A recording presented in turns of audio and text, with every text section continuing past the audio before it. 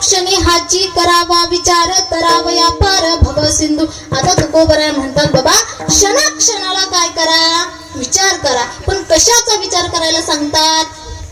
ह्या भवसिंधूतून तरुण जाण्याचा विचार करायला सांगतात.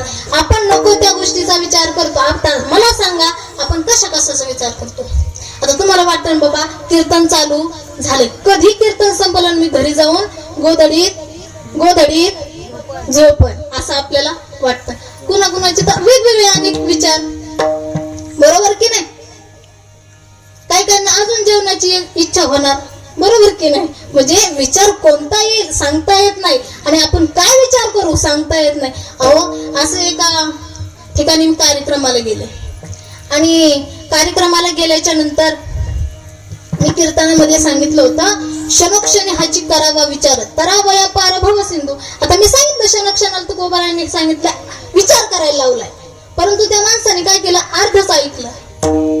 काय ऐकलं? फक्त एवढंच सांगितलेलं ऐकलं, क्षणोक्षणी हाची करावा विचार. पण कशाचं करायला लावलं हे नाही ऐकलं. आता हे नाही ऐकलं, त्यानं काय केलं, घरी गेला आणि दररोज त्याच्या घरासमोरून ना म्हशीचा कळप जायचा.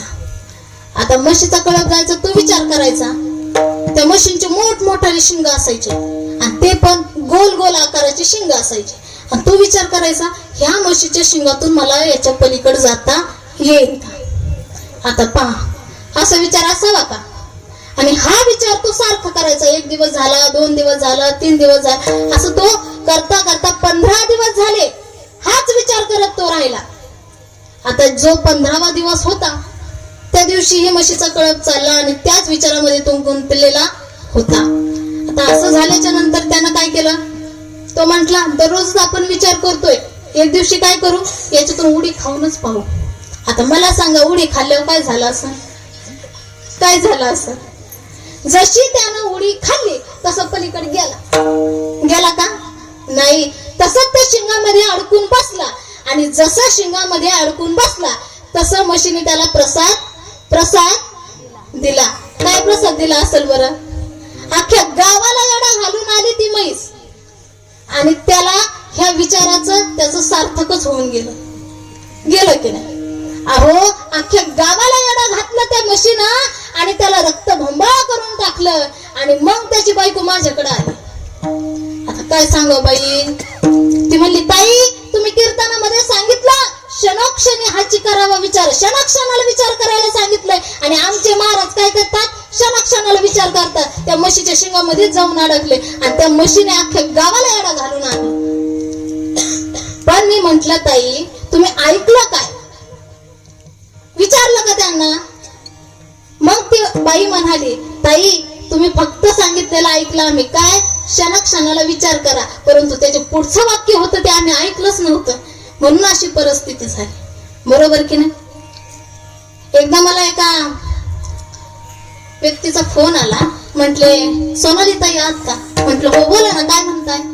म्हणे ताई तुमचं कीर्तन पाहिजे आम्हाला. म्हणलं घ्या. कोणत्या गावात आहे, कुठं आहे, नाव गाव सगळं लिहून घेतलं आणि लिहून घेतल्याच्या नंतर फोन ठेवता ठेवता मी त्यांना सहज विचारलं अहो आपण कीर्तन करू, परंतु कीर्तन कशा निमित्त आहे? त्या माणसानं हळूच मला सांगितलं ताई माझ्या शेतामध्ये मी चार पोल्ट्री फार्म टाकतोय. आता मग मला सांगा महाराज, पोल्ट्री फार्म आलं म्हणजे कोण आलं? कोंबड्या. बरोबर, महाराजांनी बरोबर सांगितलं. तुम्हाला माहिती की नाही? माहिती ना? पोल्ट्री फार्म म्हणल्यावर कोंबडीचा विषय आला. आता मी म्हंटल महाराज आपण कीर्तन करू, कशाचं आहे? पोल्ट्री फार्मच्या उद्घाटनाचं आहे, बरोबर की नाही? आता उद्घाटनाच्या निमित्त आपण कीर्तन करू, परंतु सगळ्यात मोठा प्रश्न काय येतोय, अभंग कोणता घ्यायचा? हा सगळ्यात मोठा प्रश्न आहे ना, कारण गाथामध्ये कोंबडीचं वर्णन नाही आलं आणि कोंबडी पळाली अभंग हा कोणत्या गाथामध्ये मला नाही माहिती. बरोबर की नाही? काय लोक विचार करतील सांगताच येत नाही. अहो तुकोबारायांनी सांगितलंय विचार करा, भवसिंधूतून आपण कसं तरुण जातो या गोष्टीचा विचार करा. आता तुम्ही म्हणाल आल्या तसे म्हणतात भवसिंधू भवसिंधू भवसिंधू आहे, तरी कोणतं झालं होतं आहे की नाही लक्ष? हा तुम्ही वेगवेगळे भवसिंधू पाहिलेत. आता भवसिंधू म्हणजे हिंदी महासागर म्हणा, पॅसिफिक महासागर म्हणा, हे असे महासागर पाहिलेत तुम्ही. परंतु भवसिंधू म्हणजे जन्म मरणाचा फेरा, याला भवसिंधू म्हणतात. आता जन्म मरणाच्या फेऱ्यातून आपल्याला सुटायचंय, परंतु कसं सुटता येईल बरं? कसं सुटता येईल? कारण भगवंताने आपल्याला अनमोल किमतीचा हा देह दिलाय. किती अनमोल किमतीचा देह आहे हा. मनुष्य जन्म अनमोल रे, इस मिट्टी में मत घोल रे, अब जो मिला है फिर न मिलेगा, कभी नहीं कभी नहीं कभी नहीं रे, अब जो मिला है फिर न मिलेगा, कभी नहीं कभी नहीं कभी नहीं रे. म्हणजे काय झालं? हा मनुष्य जन्म आता भेटलाय, परत भेटेलच काही खात्री नाही.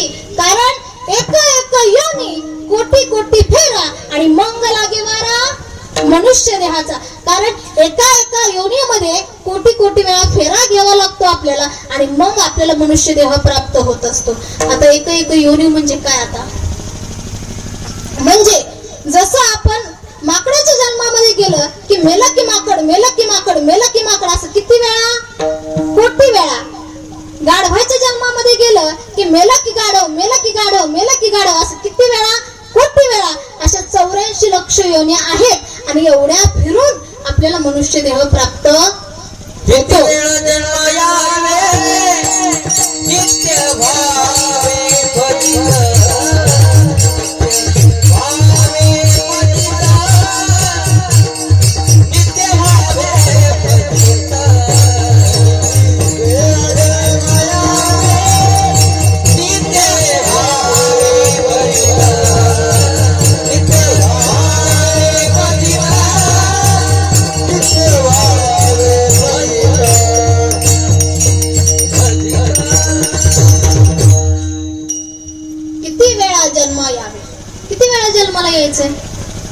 बरोबर की नाही? आता आम्हाला तर ह्या जीवनाचं, ह्या देहाचं सार्थक करून घेतलं पाहिजे. बरोबर की नाही? याच जन्मामध्ये आपलं सार्थक झालं पाहिजे. शेवटची पाळी एक मनुष्य जन्म.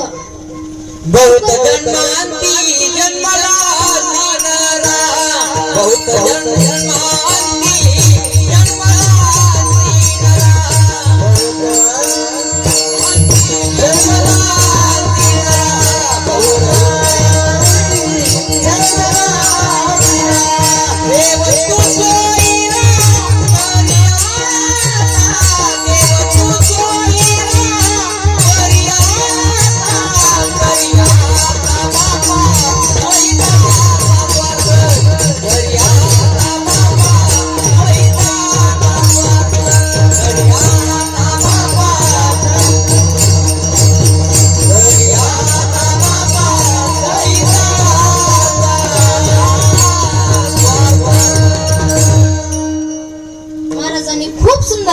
एकदा टाळ्या वाजवा त्यांच्या.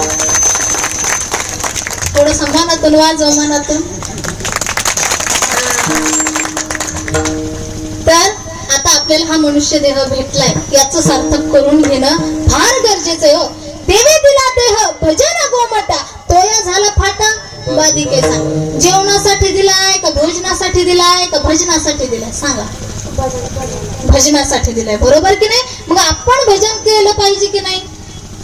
नाही म्हणा की केलं पाहिजे. बरोबर की नाही? म्हणजे आपण भजन केलं पाहिजे. कारण दिले इंद्रिय हात पाय कान, डोळे मुख हो बोलाया वचन. हात दिले, पाय दिले, सगळं काही दिलं त्याच्या भगवंताच्या भक्तीसाठी, सेवेसाठी दिलं. परंतु त्याच्यासाठी नाही वापरतो आपण, नको त्या गोष्टीसाठी वापरतो. बरोबर की नाही? परंतु जर का आपण नको त्या गोष्टीसाठी वापरला तर ह्या देहाचं सार्थकच होणार नाही. बरोबर ना? आता तुम्हाला सांगते, ह्या देहाचं आपल्याला मोल समजत नाही. बरोबर? आता 5-6 दिवसांपूर्वी माझंच उदाहरण तुम्हाला सांगते. 5-6 दिवसांपूर्वी माझी दाढ दुखत होती. आता दाढ दुखत होती, मी दवाखान्यामध्ये गेले आणि डॉक्टरांना सांगितलं, डॉक्टर काही पण करा पण माझी ही दाढ काय करा, काढून टाका. डॉक्टर म्हटले बरं ठीक आहे. डॉक्टरांनी दाढ काढली, खूप वेदना झाल्या आणि म्हटलं आता दुसरी दाढ बसवायची. तर दुसरी दाढ बसवायची म्हटल्यावर डॉक्टरांनी 25-30 हजार रुपयाचा खर्च सांगितला. आता मला सांगा, अहो आपल्याला आता ह्या दिवसात, ह्या वेळेत, ह्या युगामध्ये जर आपल्याला आपल्या दात बसवायचा असेल तर त्याची किंमत 25-30 हजार होते. तर मला सांगा, त्या भगवंताने आपल्याला फ्री चार्ज मध्ये अख्खा देह आपल्याला फ्री मध्ये दिला. कधी केला विचार? कधीच नाही हो, कधीच विचार केलेला नाही. पण ह्या गोष्टीचा विचार केला पाहिजे, कारण की हा देह भगवंताने आपल्याला एक भाड्याने म्हणून दिला आहे. एक वारकरी बाबा होते, वारकरी बाबा, आणि ते वारीसाठी निघाले. आणि वारीसाठी गेले. तुम्ही कधी वाऱ्याला गेलेत का? वाऱ्या केल्यात का? केल्यात ना? तुम्ही गेले की नाही? तुम्हाला म्हणते महिला मंडळ.